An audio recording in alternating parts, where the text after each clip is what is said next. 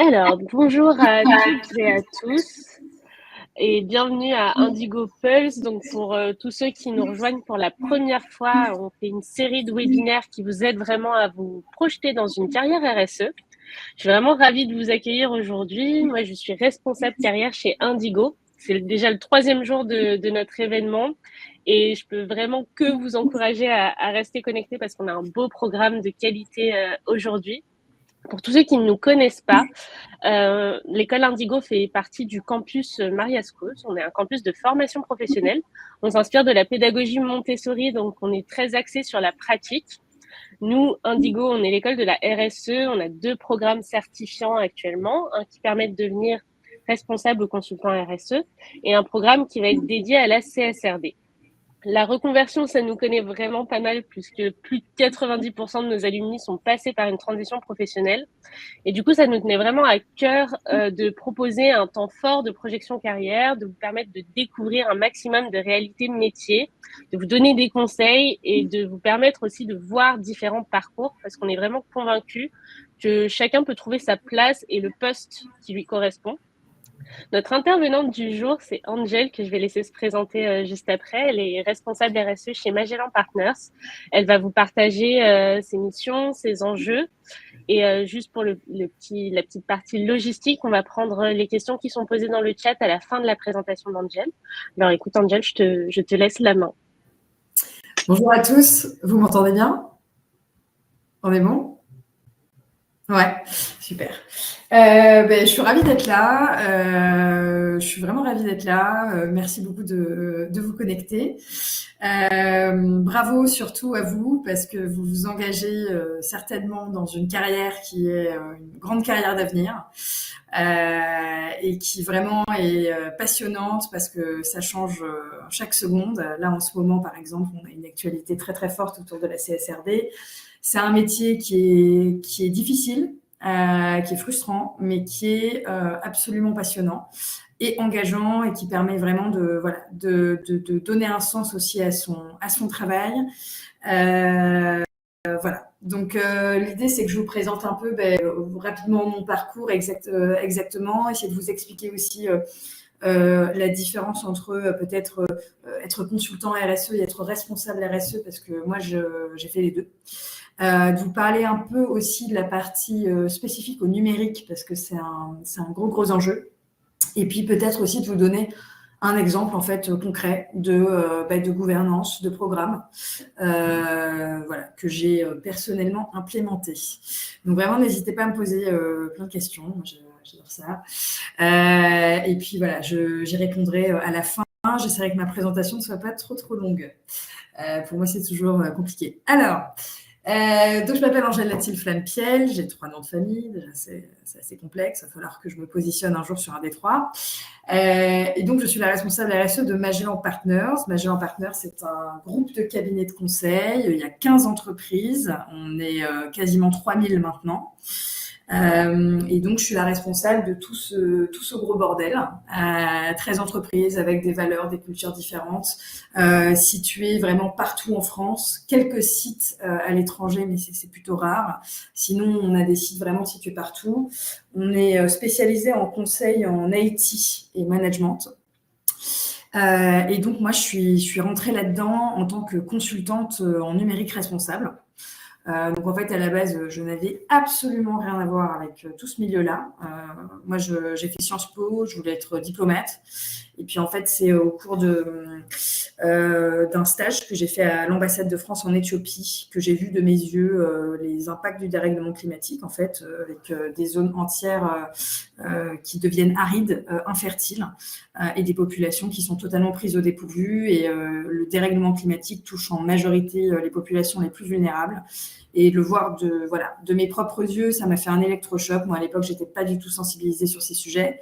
Mais comme j'avais un peu un plan de carrière déterminé, j'étais un peu en déni par rapport à tout ça. Donc, j'ai voulu continuer dans mon projet. J'ai fait du marketing et j'ai trouvé que c'était dénué de sens. J'étais pas bien du tout. Du coup, ensuite, je me suis dit, je vais m'engager dans le public. Donc, j'ai fait une alternance à la ville de Paris, à la politique de la nuit. J'ai travaillé pour comment concilier riverains et fêtards et travailleurs de nuit à Paris, donc c'était vraiment marrant. Mais j'étais assez frustrée de la partie collectivité, dépendance du politique, etc. Je me suis dit, du coup, je vais bosser dans l'associatif. Peut-être que ça va être beaucoup plus concret, terrain, et je vais avoir beaucoup plus de marge de manœuvre. Donc là, j'ai bossé pour une asso franco-sénégalaise sur la protection de l'enfance. Sauf que je me suis rendu compte qu'en fait, dans les associations, une énorme partie du travail, c'est essayer de collecter l'argent, de négocier, de répondre à des appels d'offres. Et c'est vrai que du coup, l'action vraiment pour les populations était réduite. Et en allant au Sénégal, je faisais un programme notamment d'éducation à l'écologie pour les enfants. Et voilà, la partie écologie, climat, voilà, c'est revenu à moi. Et je me suis dit, voilà, c'est là-dedans que je veux travailler et je veux essayer de, à mon échelle, modeste échelle, en fait, de montrer qu'on peut continuer à se développer, que l'espèce humaine peut survivre tout en respectant les limites planétaires. Donc, je me suis dit, il faut que je me lance dans le conseil, parce que le conseil, c'est très formateur, effectivement. Ça donne beaucoup de clés, de compréhension, de méthodologie. Ça permet aussi de voir beaucoup d'organisations différentes. Donc, je me suis dit, je vais faire du conseil en écologie. C'était très, très vague. Je n'avais donc aucune expérience sur le sujet. Et j'ai eu la chance d'être prise par Magellan Partners, vraiment en tant que consultante en numérique responsable. Donc, je ne connaissais rien du numérique. Hein. Je ne savais pas ce que c'était un serveur, à part un disque dur, quoi. Donc, vraiment, je suis partie très, très loin. Mais bon, on apprend vite. Hein. Et j'ai été rapidement mise sur des missions de décarbonation, surtout au niveau de data center. C'était vraiment super, sauf que rapidement, j'ai vu un peu les limites du conseil.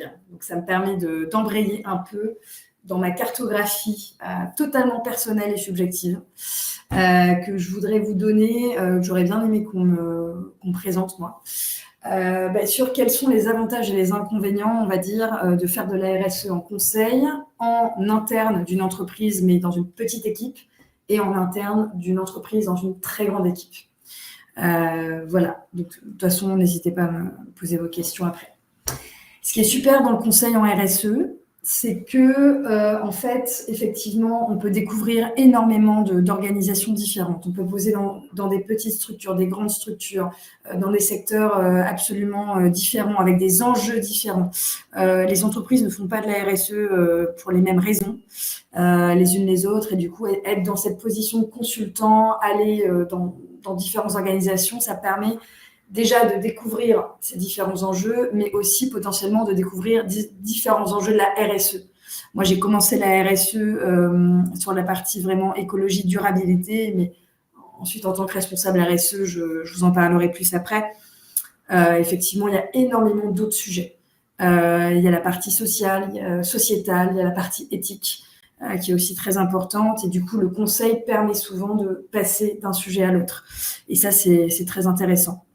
Il y a aussi une autre particularité dans le conseil, c'est ce que je disais tout à l'heure, c'est vraiment la partie méthodologie, on est rigoureux, les entreprises nous payent cher pour nos services. Donc en fait, on est vraiment aussi dans des structures accompagnées par d'autres consultants qui sont formés, des managers, et avec vraiment voilà, une méthodologie. On a aussi le rapport client vraiment consultant.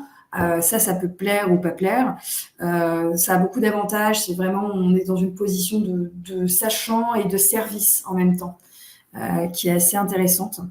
Et puis, on a aussi toute la partie, tout simplement, de manière très, on va dire, pas futile, mais intéressée, la partie carrière, donc où on va passer du consultant au manager, potentiellement à l'associé, avec un salaire souvent qui est quand même sympathique à l'arrivée.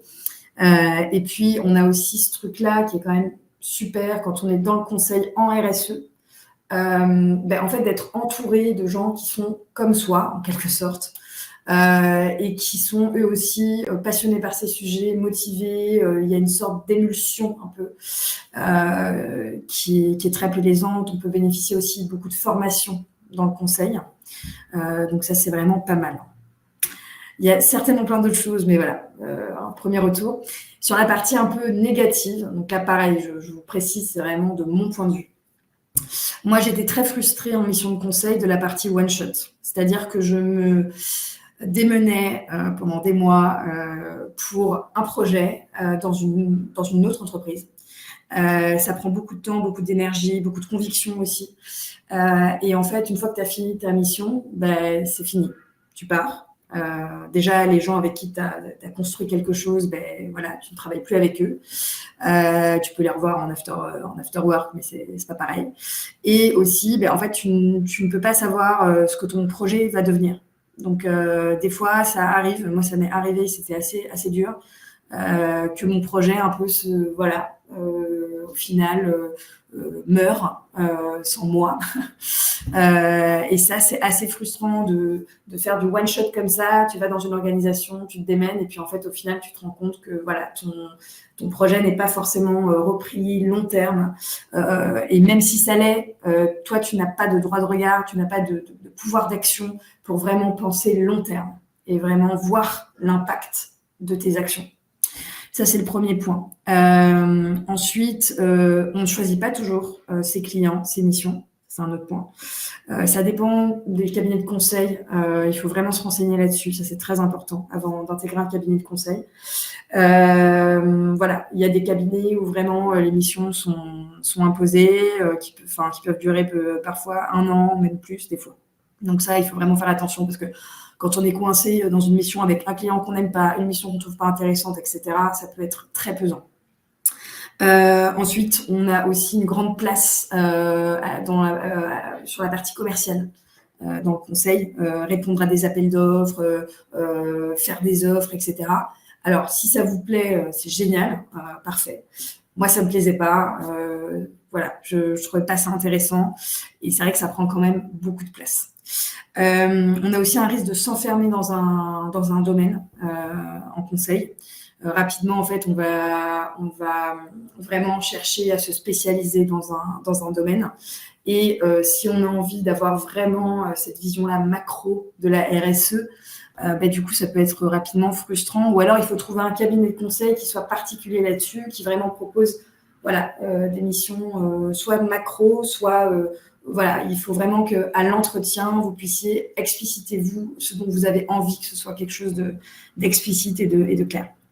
Et puis enfin, le problème du conseil, c'est que, et de manière générale, de travailler dans un milieu qui est avec d'autres gens, vraiment entouré de beaucoup de gens qui bossent sur la RSE, c'est qu'on s'enferme un peu dans son prisme. Comme on est entouré de gens qui sont comme nous, qui ont les mêmes convictions, etc., en fait, on se déconnecte un peu de la réalité des fois. Voilà, on manque de prise sur la réalité et puis du coup, on ne comprend pas à quel point, comment ça se fait que c'est si difficile de convaincre les directions de faire ça. Voilà. Donc, il y a un risque d'endogamie assez fort. Donc, c'est pour ça que moi, je suis allée vers la RSE interne. Donc maintenant, je suis responsable RSE de mon cabinet de conseil, de mon groupe de cabinets de conseil, vraiment pour l'interne. Et voilà, on est un cabinet de conseil, donc effectivement, il y a peu d'investissement, on ne va pas se mentir, dans les fonctions internes. Donc pour l'instant, on est une petite équipe RSE. J'étais toute seule, maintenant on est 2, pour vous dire. Donc là, voilà, quels sont les avantages ? L'avantage, c'est que du coup, moi, j'ai fait tout. Et en ce moment, tout le temps, je fais tout. Je m'occupe de tous les sujets. Je construis ma politique de bout en bout sur absolument tous les sujets.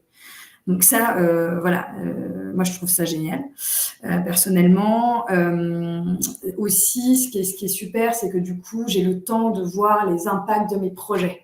C'est pas du one shot et puis je me casse. Non, je reste là et je construis des choses vraiment sur la durée, en profondeur. C'est aussi très très enrichissant et c'est un point essentiel de la RSE pour que ça puisse marcher, c'est d'embarquer les gens, d'embarquer les parties prenantes, les salariés, les clients, les fournisseurs. Pour ça en fait, il faut être en interne et avoir du temps. Ça prend beaucoup de temps. de créer une culture de la RSE, d'embarquer, de faire des groupes de travail, des sensibilisations, d'avoir des échanges avec les fournisseurs, les clients, etc. Et ça, quand on est une petite équipe RSE, en fait, on arrive vraiment à embarquer et c'est sur vraiment tous les sujets et c'est quelque chose de vraiment valorisant. Vraiment.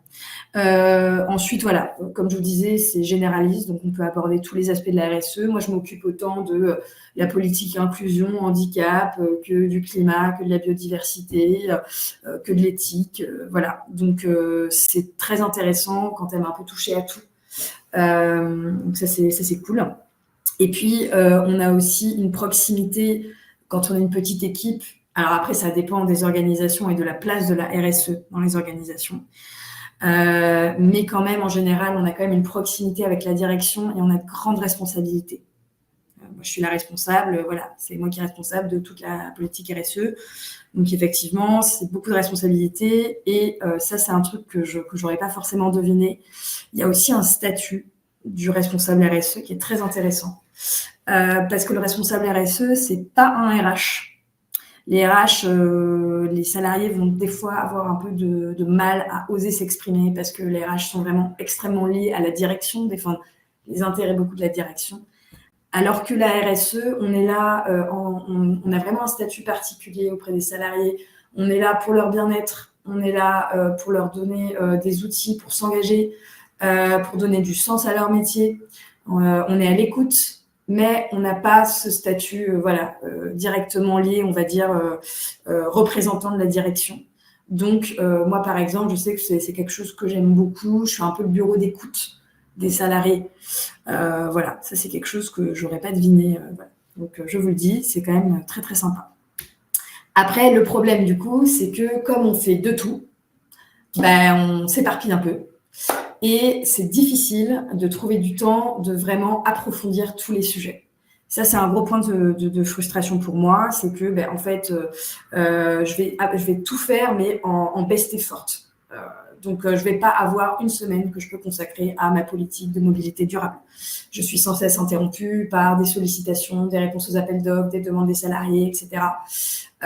Donc, en fait, c'est compliqué d'avoir du temps vraiment dédié sur un sujet. Ça, c'est l'inconvénient. Il y a aussi un risque de monotonie. Ça dépend des gens, de ce que vous aimez. Mais en gros, il y a des gens qui aiment beaucoup arriver dans une nouvelle organisation, découvrir autre chose, d'autres enjeux, d'autres équipes. Donc là, quand tu es responsable RSE d'une même organisation, du coup, tu as une organisation, tu as toujours les mêmes personnes. Donc voilà, ça, si ça vous fait peur, c'est un truc aussi à prendre en compte. Moi, il n'y a aucun problème, j'adore. Il y a aussi un gros risque qui est très courant chez les responsables RSE, ça faut que vous le sachiez de manière générale. C'est que quand on n'est pas justement entouré de gens, moi, comme je disais, on est 2 aujourd'hui sur toute mon organisation. Et je suis responsable d'embarquer les gens, de leur expliquer l'extrême importance de ces enjeux. Et des fois, on se sent vraiment esseulé. Ça, c'est un gros sujet. On se bat, et on a un peu l'impression, des fois, de pédaler dans la semoule, quoi. Voilà. Ça demande une énergie très, très forte. Voilà. Donc ça, c'est un gros point. Beaucoup d'énergie, voilà, c'est ce que je viens de dire. Et aussi nécessité de s'auto-former, c'est-à-dire que quand on est responsable dans une petite équipe, on n'a pas forcément 10 000 formations offertes comme quand on est consultant. Donc du coup, il faut aussi se mobiliser pour se former soi-même. Moi, c'est ce que j'ai fait. Après, moi, j'aime beaucoup faire ça, donc il n'y a pas de problème. Mais voilà, il faut aussi en avoir conscience. Donc ça, c'est vraiment la RSE en interne pour des petites équipes. Il y a une dernière possibilité pour vous, c'est d'être dans la RSE, mais dans une très grande entreprise qui va avoir beaucoup de moyens et qui donc va avoir une grosse équipe RSE. Donc, moi, je ne l'ai jamais expérimenté. Donc, je mets ce bémol-là, mais par mes relations, je pense pouvoir vous apporter quelques clés. Donc, ce qui est super dans une grande équipe, c'est le début, c'est pareil que pour la RSE. On construit une politique de bout en bout, on a le temps de développer ses projets, on embarque toutes les parties prenantes.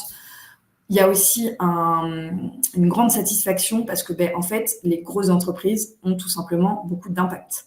Par exemple, si on est responsable du parc informatique de Total Energy, j'en sais rien, en fait, rallonger de 1 an la durée de vie de tout le parc informatique du groupe, ça a un impact extraordinaire, concret et très très fort. Beaucoup plus que dans une PME, par exemple. Donc voilà, ça c'est important. Ensuite, ce qui est bien, c'est que du coup, contrairement à la petite équipe, là en fait, tu es entouré de gens pareils comme toi, donc tu es soutenu, tu peux discuter de tes sujets, te former en permanence, etc. Tu peux aussi, comme tu es dans une grande équipe, tu n'as pas ce truc-là de t'éparpiller partout. Tu vas avoir ton sujet que tu peux vraiment approfondir, étudier, devenir vraiment expert de ton sujet, mais avec en même temps des gens autour de toi qui sont un peu dans la même vibe. Voilà. Le problème, c'est que du coup, en fait, effectivement, c'est l'écueil de la spécialisation. C'est que du coup, tu as moins de vision 360. Tu es dans une équipe sur un sujet. Et du coup, si tu aimes bien un peu toucher à tout, là, tu seras frustré. Aussi, la responsabilité est diluée. Moi, en tant que responsable RSE, c'est quand même très kiffant. Je suis l'interlocutrice principale. S'il y a un problème, un truc, une demande, un projet à développer, un programme, c'est moi qui vais le faire, quoi. Et ça, moi, j'adore. Alors que si tu es vraiment cantonné à quelque chose, au final, la responsabilité est diluée. On a ce truc-là d'endogamie, pareil que dans le conseil que je disais tout à l'heure, c'est-à-dire que quand tu es toujours entouré des mêmes gens, il y a un peu l'écueil d'être déconnecté de la réalité. Et le risque de monotonie, comme pour la petite équipe, c'est-à-dire que tu es dans une même organisation, tu ne changes pas. Voilà, je crois que j'ai fait un peu le tour de la distinction entre ces trois. Je prendrai vos questions après, si ça ne vous dérange pas. J'espère que j'ai été suffisamment claire. Du coup, maintenant, l'idée, si ça vous va, c'est que je vous présente un peu, parce que ça, pareil, j'aurais bien aimé qu'on me le présente. Quels sont les arguments, à quoi sert une politique RSE? Au-delà de la partie purement conviction, on va dire, quels sont les arguments pour les entreprises de développer une politique RSE? Quels sont les enjeux auxquels on doit répondre? Le premier niveau est tout con, c'est respecter la réglementation, tout simplement. Donc en fait, sur tous les secteurs, tous les enjeux, il y a énormément de réglementations qui touchent à la RSE. Je pense par exemple aux 6% d'embauche des personnes en situation de handicap, au décret tertiaire, au bilan carbone, etc., la CSRD, qui j'espère arrivera, on ne sait pas encore, voilà. Donc en fait, déjà, en tant que responsable RSE, tu as ce premier truc de déjà respecter les obligations légales. Et en réalité, c'est pas si facile que ça, je peux vous dire. Le deuxième élément, et ça c'est très important, ça dépend des organisations, mais moi, dans ma boîte par exemple, un énorme moteur, c'est la pression de nos clients. Pourquoi? Parce qu'en fait, eux, en général, sont des très grandes entreprises. Donc, on a par exemple Total, Aéroport de Paris, le Crédit Agricole, etc. Eux-mêmes sont soumis à des réglementations encore plus fortes et à des pressions encore plus fortes. Et la RSE, ce qu'il faut bien comprendre, c'est que la RSE, ce qui fait que ça change et que ça avance, c'est que, en fait, la performance RSE de chaque entreprise dépend de toutes ses parties prenantes. Donc, moi, je vais avoir un client Total. En fait, Total, bon, je ne vais peut-être pas évoquer Total, le Crédit Agricole. Le Crédit Agricole a des enjeux très, très importants. Et du coup, pour que sa performance RSE s'améliore, en fait, il faut que la nôtre s'améliore. Par exemple, nous, on fait partie de leur bilan carbone.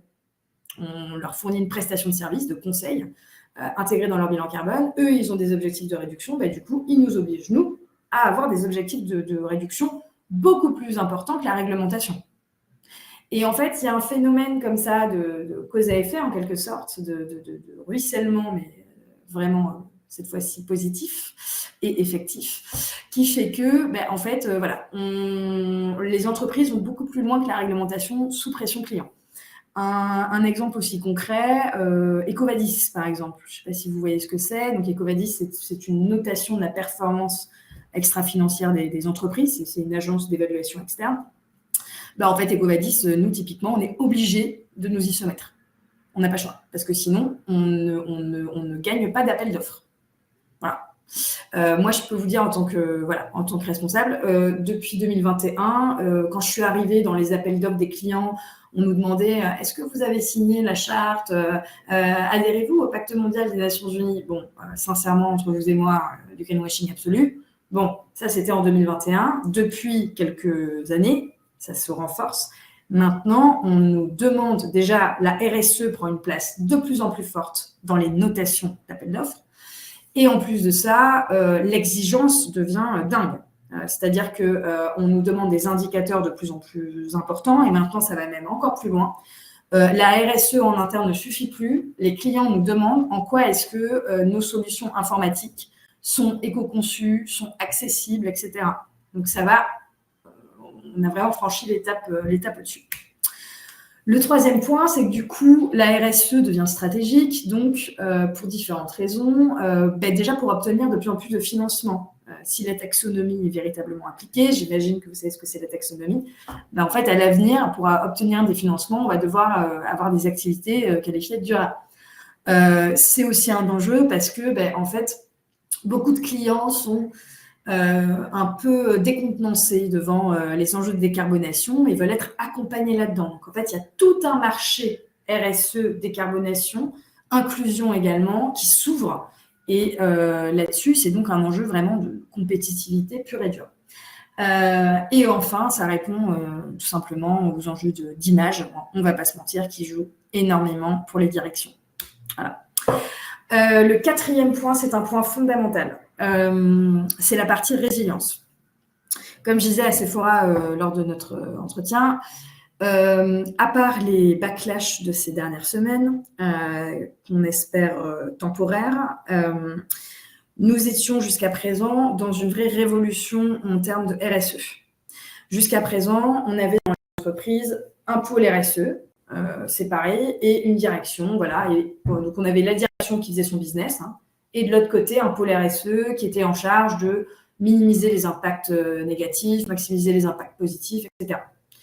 Maintenant, avec la CSRD, là, on va arriver en fait dans une nouvelle étape avec la double matérialité où les entreprises vont être dans l'obligation de s'interroger sur la résilience de leur modèle d'affaires. Qu'est-ce que mon entreprise va pouvoir, comment mon entreprise va pouvoir continuer à produire dans une société à 4 degrés de réchauffement, avec des pénuries de matières premières, de ressources, d'énergie, etc. Donc ça, c'est une question que les entreprises, elles doivent se poser. Et la RSE est en réalité le seul, je suis désolée, mais voilà, le seul sujet qui pense vraiment long terme au niveau purement business. Donc maintenant, la RSE devient un enjeu véritablement stratégique. Un mini autre point quand même, pour respecter les 1,5 degrés de réchauffement, contenir le réchauffement à 1,5 degré, donc respecter les accords de Paris, on a ce qu'on appelle le SBTI, Science Based Target Initiative, qui a développé en fait des objectifs de réduction à l'échelle de l'entreprise, pour que chaque entreprise puisse respecter les accords de Paris. Bien. Cette réduction, elle est de 90% d'ici à 2050. 90% des émissions de l'entreprise en valeur absolue. Moi, quand j'ai entendu ça, je suis rentrée en dépression, autant vous dire. Comment moi, je vais réussir à baisser de 90% les émissions de mon entreprise en valeur absolue alors qu'elle est en croissance? Je veux dire, il y a un moment où moi, je suis pleine de conviction, mais concrètement, comment je vais faire? Et donc, là-dessus, en fait, les experts nous disent 50% des émissions peuvent être réduites avec un business model intact. Mais si on veut aller plus loin, on ne peut que questionner le business model. Et là-dessus, je vous invite vraiment à vous renseigner sur ce qu'on appelle les modèles d'affaires régénératifs. Le régénératif, c'est comment est-ce que, en fait, on va totalement repenser la manière de produire où l'objectif de l'entreprise ne sera pas que juste vendre plus de trucs, simplement. Et comment on arrive à continuer à développer l'entreprise sans avoir cet objectif-là et en respectant les limites planétaires et même en ayant un impact positif net sur les écosystèmes naturels. Voilà. parenthèse fermée. Je vous invite vraiment à consulter ça. Il y a AXA Climate qui a fait une très bonne formation qui s'appelle la Butterfly School, que je vous conseille. Voilà. Le dernier enjeu, on peut l'exprimer de deux manières. On peut l'exprimer de manière direction un peu... voilà. En gros, les nouvelles générations sont vraiment de plus en plus conscientes des enjeux RSE. Donc, c'est aussi un enjeu pragmatique des directions de... pardon, j'ai un petit appel. Voilà. C'est un enjeu des directions pour attirer des nouveaux talents et garder en fait les gens chez eux que de développer des politiques RSE. Moi, ça fait partie aussi de mes gros enjeux. Pour vous résumer un peu mon objectif. En tant que responsable RSE, il faut que j'arbitre entre tous ces différents aspects. Il faut à la fois que je respecte les réglementations, donc que je développe des programmes. Il faut aussi que je réponde aux attentes des clients, donc que je réponde à des appels d'offres, que j'ai des arguments de communication, des rapports extra-financiers qui puissent montrer tout ce qu'on fait. Il faut aussi que je donne aux salariés l'opportunité de s'engager dans leur travail. Et en général, pour être honnête avec vous, ces actions-là que demandent les salariés, par exemple, elles ont très peu d'impact. Par exemple, ramasser des déchets sur la voie publique, bon, en termes carbone, en termes même économie circulaire, ça a très peu d'impact. Mais pourtant, c'est des actions qu'il faut que je fasse. Et en même temps, il faut que je fasse des actions de transformation qui vont vraiment réduire l'impact de mon entreprise. Donc voilà, c'est concilier tous ces enjeux qui est extrêmement complexe. Voilà un peu. Un tout petit truc sur le numérique rapidement, qui est quand même un secteur particulier. Donc aujourd'hui, le numérique, il concentre 4% des émissions de gaz à effet de serre globales. Ça peut paraître peu, mais c'est beaucoup. Par exemple, on considère que c'est 40% du budget soutenable annuel de chaque internaute. Le budget soutenable, c'est le budget carbone qui nous reste pour respecter les accords de Paris. Donc 40% est déjà pris par nos usages numériques pour chaque internaute. Qu'est-ce qui pollue le plus dans le numérique ? On a les équipements utilisateurs, donc les PC, les portables, etc. Pourquoi ? Parce qu'en fait, on en a tous 10 chez nous. Mais on a les data centers qui prennent de plus en plus de place, notamment avec l'IA. On a eu un exemple typique de l'effet rebond, j'imagine que vous savez ce que c'est, dans le numérique, c'est-à-dire que ces dernières années, les data centers ont connu des vraies améliorations en termes de performance énergétique, par exemple, non pas parce que les cloud providers sont des bisounours, mais parce que économiquement, les deux sont liés. Et là, en fait, avec l'IA, on a une explosion des usages qui dépassent les gains d'efficacité énergétique qui ont été réalisés. Ce qui fait que du coup, voilà, les data centers vont prendre de plus en plus de place. Aussi sur d'autres sujets comme l'épuisement des ressources, donc par exemple la consommation énergétique, mais aussi la consommation de ressources abiotiques, d'énergie fossile. Et donc là-dessus, c'est vraiment catastrophique, c'est-à-dire que le numérique, un seul appareil consomme énormément en termes non seulement de terres, mais de métaux rares, et de minéraux et d'eau douce. Voilà, donc c'est un ensemble d'impacts environnementaux qui sont très très forts.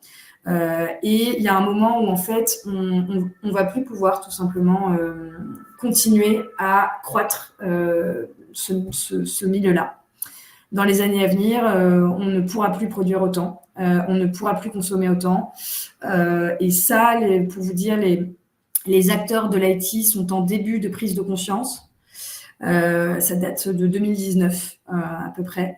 Mais voilà, on n'y est pas du tout encore et on a très peu de transparence notamment sur l'empreinte environnementale des équipements. Les fournisseurs sont très très opaques, les cloud providers aussi.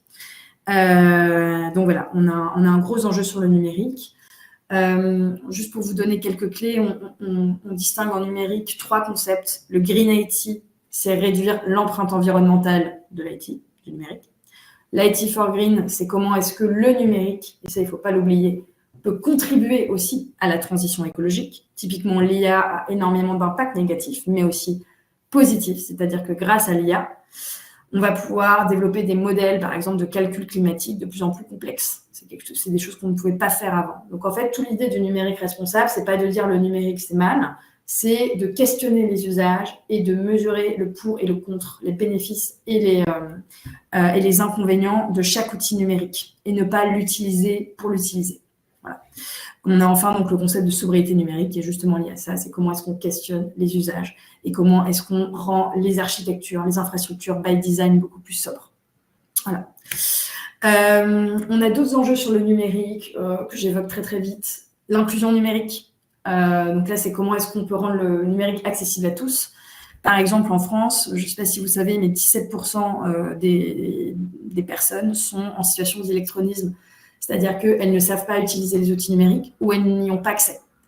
Et en fait, comme on numérise de plus en plus, notamment les services de l'État, etc., c'est un énorme enjeu et les entreprises du numérique doivent se poser cette question-là parce qu'on perd de plus en plus de gens.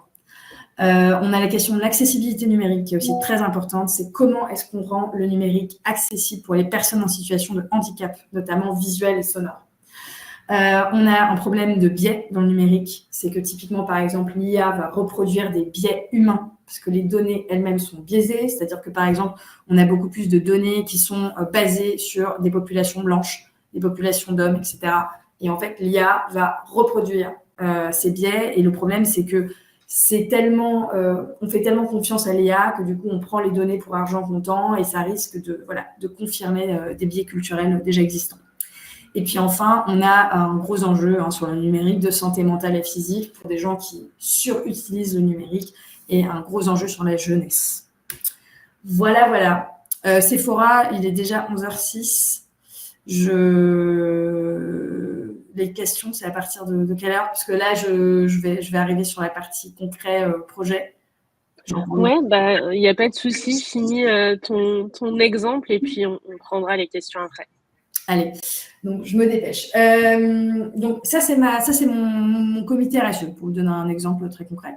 Donc mon comité RSE, donc on a, ça c'est très très important, un sponsor au comité de direction. Bon, moi de toute façon j'y passe régulièrement, mais il y a un associé qui est en charge de représenter nos sujets et de les défendre auprès de la direction.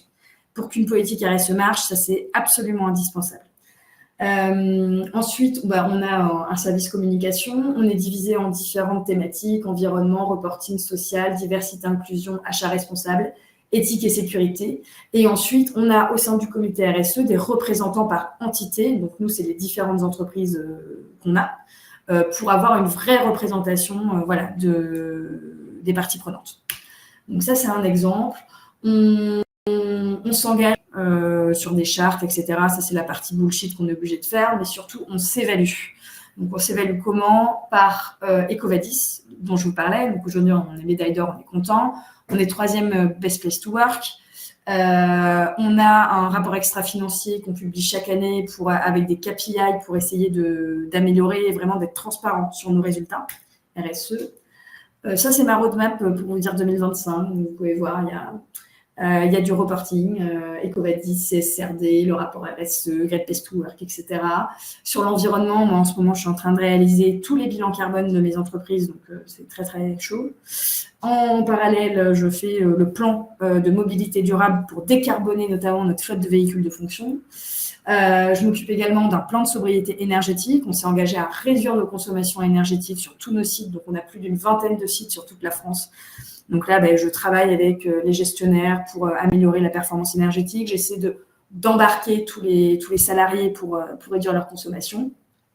On va avoir, pour vous donner un exemple aussi, rapidement, une campagne pour le nettoyage de nos données numériques. Parce que tous les salariés, en fait, ils créent des documents, des Teams, des trucs, et ils suppriment jamais rien. Donc, on est en inflation de documents électroniques. Du coup, je vais organiser une grande campagne avec des challenges, des cadeaux, des jeux pour que vraiment les salariés soient incités à supprimer leurs données. Au niveau social, on a un programme avec Nos quartiers ont du talent qui permet en fait aux salariés de mentorer des jeunes qui ont fait des études, mais qui viennent de quartiers, qui n'ont pas forcément la chance d'avoir du réseau. On leur a pas appris comment on fait une lettre de motivation, un CV, etc. Donc, du coup, l'idée, c'est que ce soit des salariés de chez nous qui les mentorent et qui les coachent pour avoir un premier emploi. On a un plan handicap énorme aussi cette année. On a un programme de mécénat de compétences. Donc là, on libère du temps pour les salariés pour qu'ils puissent s'investir chez Emmaüs Connect, qui aide des personnes en situation d'électronisme. On fait des activités de QVT, donc de qualité de vie au travail, de bien-être, etc. On a un gros enjeu sur la diversité et l'inclusion. Par exemple, on a fait des semaines de la diversité où, pour la première fois, on a en fait ouvert le dialogue sur qu'est-ce que les LGBTQIA+, qu'est-ce que le racisme ordinaire, qu'est-ce que le sexisme ordinaire, etc. Donc, ça a été extrêmement, extrêmement bénéfique parce que, en fait, par exemple, moi, en tant que blanche, je n'ai pas forcément conscience, si on ne l'explique pas, des discriminations que subissent les personnes racisées.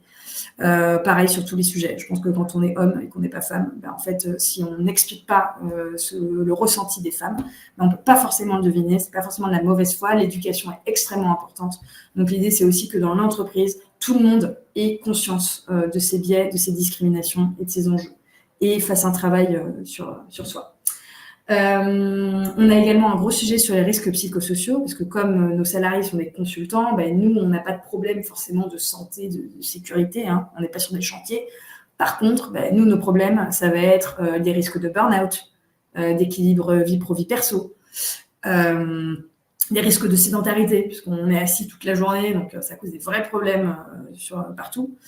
Donc on essaie d'adresser ça. On travaille avec un collectif qui s'appelle Women in Magellan, WIM, d'hommes et de femmes qui travaillent sur les enjeux d'inclusion et d'intersectionnalité.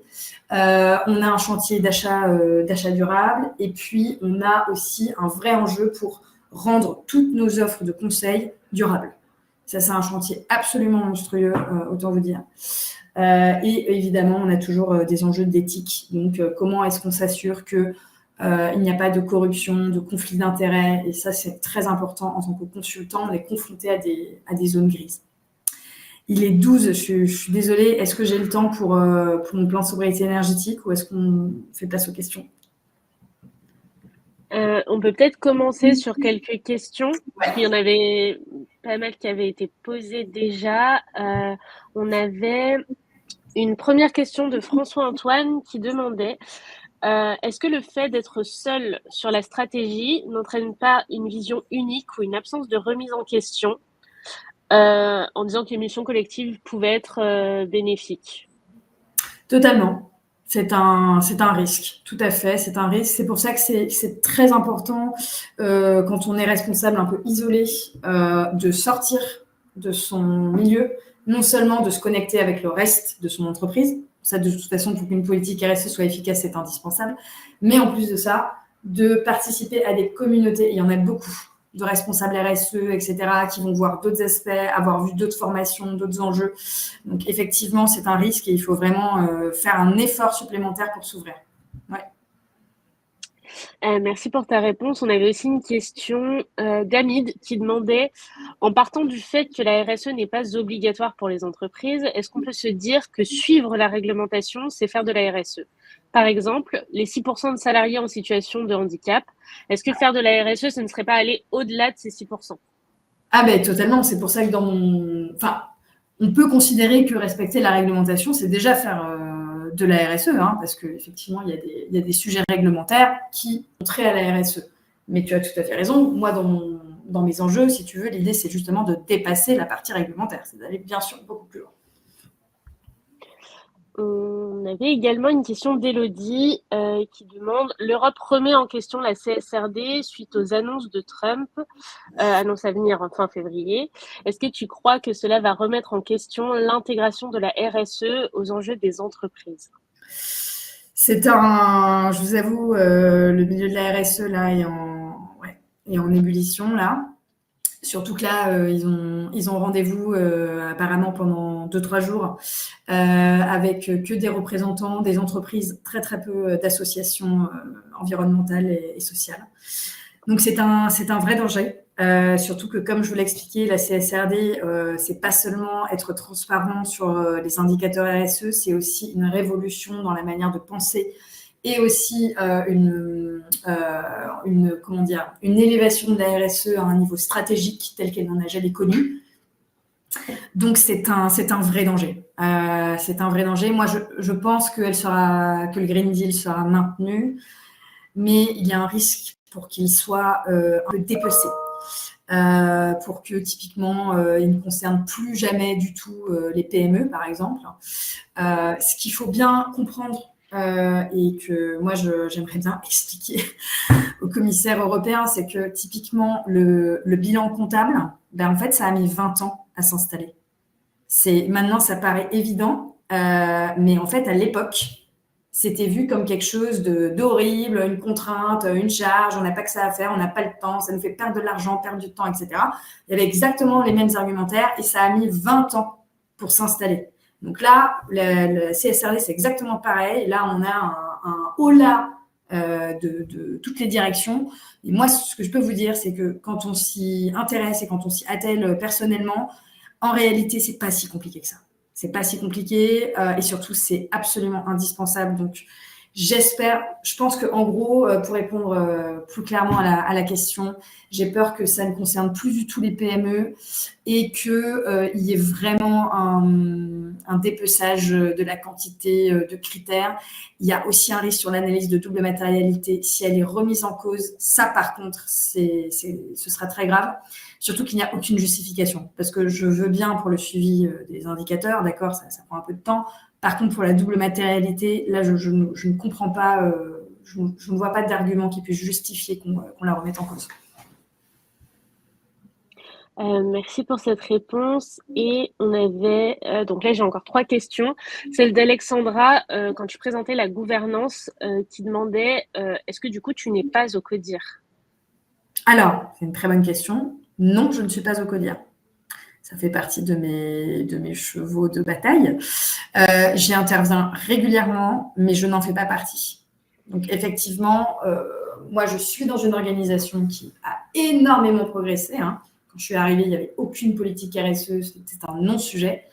Mais effectivement, je n'ai pas terminé le chemin, c'est-à-dire que pour vraiment avoir une ampleur absolue, il faudrait que je sois au comité des directeurs généraux et que je puisse aussi donner un avis sur des enjeux qui n'ont pas trait directement à la RSE. Voilà, donc ça fait partie de mes objectifs. Ça marche. Et on avait également une question d'Océane qui demande comment est-ce que tu fais pour élaborer des offres durables? Je ne sais pas si Océane souhaite préciser sa question, mais... Sur la partie durabilité des offres, oui. C'est très compliqué. C'est très compliqué. Moi, mon plan, en fait, c'est déjà, j'ai réalisé des formations d'acculturation sur les enjeux RSE accessibles à tous les salariés. Quels sont les enjeux d'inclusion climatique, écologique, de biodiversité, etc., pour qu'il y ait un niveau de culture générale globale. Et ensuite, l'idée, c'est que je m'appuie sur quelques consultants qui sont assez moteurs dans leur métier et je leur demande de réaliser des formations spécifiques applicatives à leur métier. Donc typiquement, particulièrement sur l'éco-conception et l'accessibilité. Mon objectif ensuite sera que ces formations, elles soient régulières, faire aussi des formations thématiques par industrie, par exemple, et ensuite faire, une fois que cette culture-là se sera un peu installée, faire obliger, en fait, les responsables d'offres à intégrer de la durabilité by design. Et là-dessus, moi, j'ai un rôle d'accompagnement, d'expert, on va dire, accompagnant. Mais c'est un très gros travail. C'est très long. Ouais. Et on a également une autre question de François-Antoine qui demande est-ce que tu penses que l'objectif de décarbonisation sera atteint alors que l'on est dans un monde hyper digitalisé, lorsqu'on sait que certaines politiques veulent un salaire universel avec un travail automatisé ou sous IA? N'y a-t-il pas une incohérence absolue entre un salaire universel et écologie? Excuse-moi, salaire universel? Ou Alors la première, c'était, est-ce que tu penses que l'objectif de décarbonisation sera atteint dans un monde hyper digitalisé? Est-ce que tu peux expliciter un peu plus ta question? J'ai peur de répondre à côté. Alors, François-Antoine, est-ce que tu peux nous donner un peu plus d'éléments là-dessus? Alors, en attendant que François-Antoine peut-être puisse nous écrire un petit peu plus, on avait une question de Marie qui demande ce que tu as fait comme formation sur la RSE. Ah, alors j'ai fait un MOOC de l'ESSEC. Alors, j'ai commencé en 2021. Depuis, je suis sûre qu'il y a, voilà, il y a plein de choses qui n'existaient pas. Bah, déjà, Indigo. Voilà. Et puis, moi, vraiment, il y avait R. Hein. Je vous dis ça clairement. Il n'y avait rien du tout. Donc, il y avait un MOOC voilà, sur le rapport extra-financier par Deloitte et l'ESSEC. Bon. Très, très sommaire. Sinon, non, en fait, je me suis formée toute seule. Alors après, moi, mon expertise vraiment est vraiment sur la partie environnementale. Donc là-dessus, j'ai fait la formation bilan carbone, initiation et maîtrise de l'ABC. Donc je suis experte bilan carbone habilitée pour faire des bilans carbone. Après, voilà, je fais des formations aussi en ligne. Il y a beaucoup en fait de contenu en ligne disponible. Et j'ai fait la formation sur les modèles d'affaires régénératifs que je vous disais là d'AXA Climate et de Lumière. Voilà. Super, merci. Alors, on n'a pas encore eu de réponse de François-Antoine, mais on a une autre question d'Isabelle qui demande, même si la CSRD ne concernera peut-être plus les PME sur le papier, peut-être que les PME auront quand même intérêt à suivre la CSRD pour accéder aux prêts ou à certains clients, puisque la réglementation couvrira toujours les grands acteurs du marché. Bref, maintenant que c'est lancé, est-ce qu'on peut vraiment s'arrêter quand les entreprises voient bien l'intérêt stratégique de la double matérialité? Eh ben, c'est un discours très très optimiste et que je choisirais de valider. Oui, oui et non. Oui et non. En fait, ce qu'il faut bien comprendre, c'est que moi, ça, j'en suis convaincue. Je pense que c'est un mouvement nécessaire. Je pense que si vous êtes ici, vous aussi. Après, il faut bien réaliser qu'on n'est pas encore, j'espère bientôt, majoritaire. Et qu'il y a beaucoup de gens qui voient ça comme simplement une contrainte de plus supplémentaire. Voilà, qui va contre le business, qui est le principal intérêt à développer. Donc voilà, donc j'espère que de toute façon, comme je vous l'ai expliqué là dans la partie répondre aux pressions des partenaires, hein, c'est déjà le cas, c'est-à-dire que nous, on doit répondre à des obligations plus fortes que la réglementation parce que nos clients y sont soumis. Donc si la CSRD reste de toute façon pour les grandes entreprises, il y aura quand même un phénomène de ruissellement. C'est pour ça que c'est indispensable que la double matérialité soit préservée. Voilà. Après, c'est vrai que ça aura moins d'impact quand même que si toutes les entreprises y sont soumises. Ça, c'est sûr. Merci pour cette réponse. On a Marie qui rebondissait du coup sur sa question concernant les formations, en te demandant est-ce que tu penses qu'il faut qu'il faut faire des formations certifiantes et reconnues par l'État pour être plus crédible auprès des entreprises? Ça dépend tellement des entreprises, de ce qu'ils recherchent. Évidemment, c'est mieux. Évidemment, d'avoir sur son CV une certification, bien sûr. Mais c'est pas indispensable. Moi, je suis devenue responsable RSE. J'avais cette pauvre MOOC extra-financier. J'étais pas comme vous à Indigo. Voilà. Donc, en fait, évidemment, le plus de formation que vous pourrez faire, certifiante, etc., ben, le mieux ce sera sur votre CV. Mais en tout cas, c'est pas forcément indispensable. Des fois, il vaut mieux se lancer et avoir une expérience, parce que moi, par exemple, c'est ce que je regarde beaucoup plus que les formations, même si évidemment les formations c'est important, mais c'est les expériences professionnelles.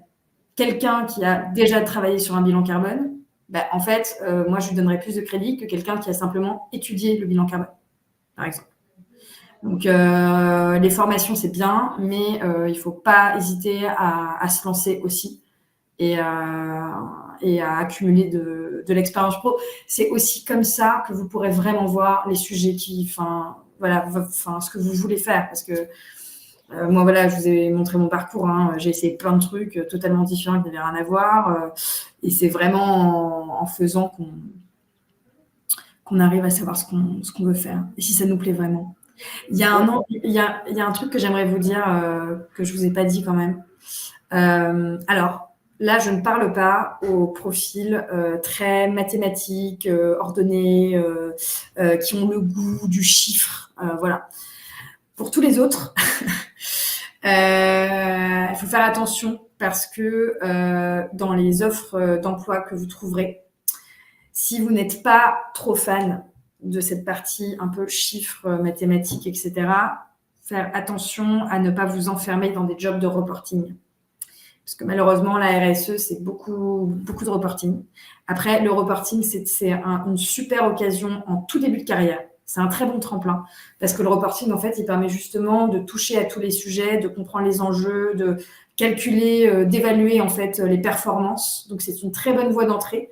Par contre, voilà, faut pas trop s'enfermer là-dedans si ça vous plaît pas, parce que du coup, après, ça peut devenir très pénible quand on n'est pas fan de ça.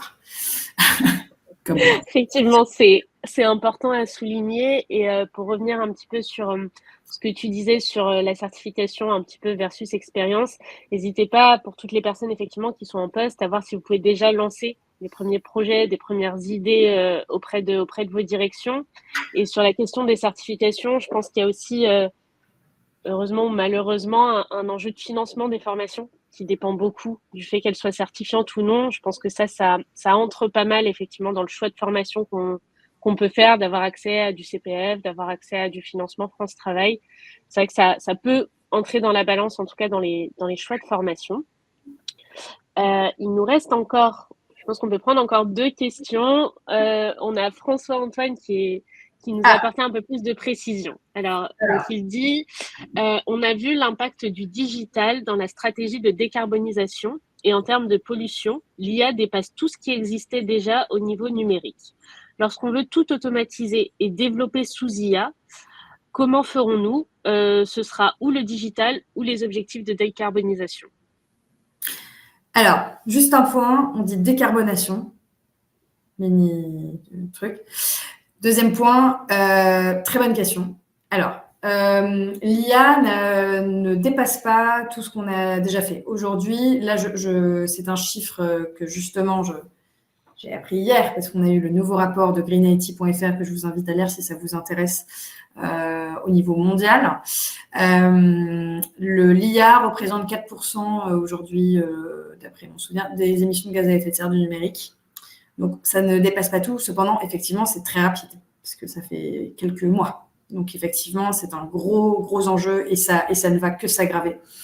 Donc, effectivement, le point, par contre, c'est que l'IA peut vraiment aider la transition écologique. Ça, moi, j'en suis absolument persuadée.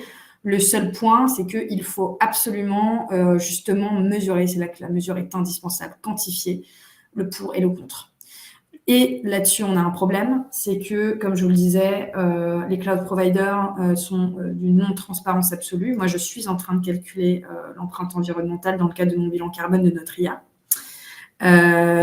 Les dashboards présentés par les cloud providers sont ils ont annulé tout le scope 2.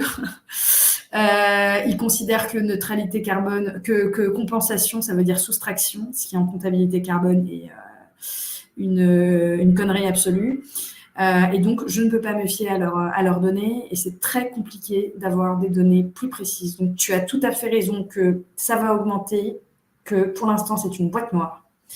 Par contre, ne pas oublier que ça peut aussi vraiment aider la transition écologique. Le GIEC en a déjà parlé et ça les aide déjà dans leur modélisation, dans la précision. Et donc, tout est une question d'arbitrage. Super, merci pour ta réponse. Et avant de prendre la dernière question, on a juste Alexandra qui demande si tu peux remettre la slide avantages, inconvénients selon le poste. Parfait. Ouais. Super, merci. Et donc la dernière question, la dernière question, c'est celle de Carmel qui demande quel degré de résistance au changement est-ce que tu ressens auprès de la direction? Ah ben, ça dépend qui. Dans ma direction, pour être transparente, il y a une trentaine au niveau vraiment, trentaine de personnes au niveau DG. Et la difficulté, alors c'est très politique.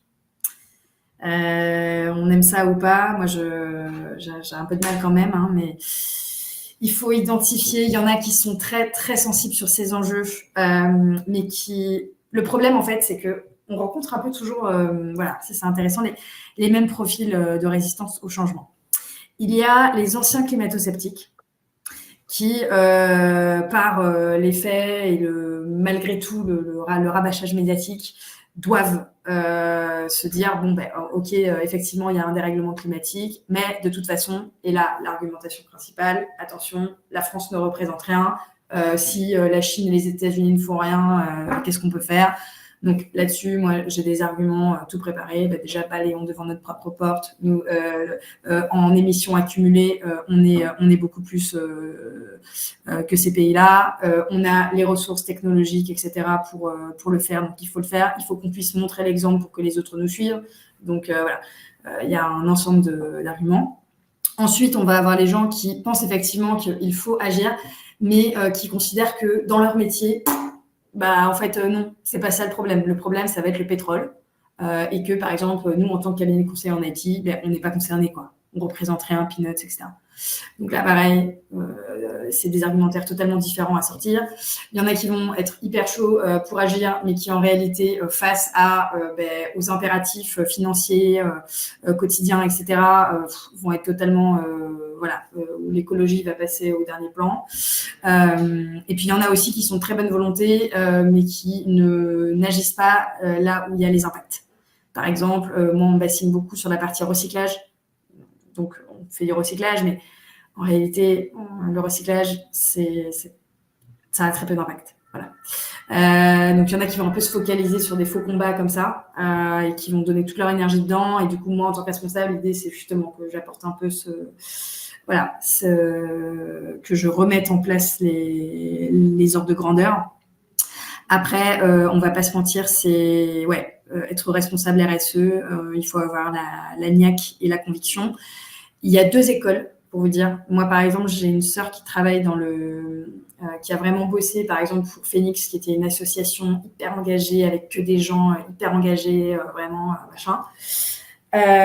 C'est très bien, ça repose l'esprit et ça peut être une super expérience. Moi, par contre, je suis convaincue qu'on a beaucoup plus d'impact, justement, à convaincre. Peut-être, ça prend de l'énergie, mais une personne qui va avoir un impact très fort, que d'être parmi les mêmes gens que soi. Voilà. Ça, c'est ma conviction. Par contre, ça demande beaucoup de frustration, beaucoup de compromis. Il faut y être prêt. Merci pour tes réponses, Angèle. On va pouvoir clôturer ce webinaire. Donc, encore merci à toi pour cette présentation. Pour tous ceux qui ont demandé, on vous mettra les ressources, dont la présentation d'Angèle, dans le mail récapitulatif.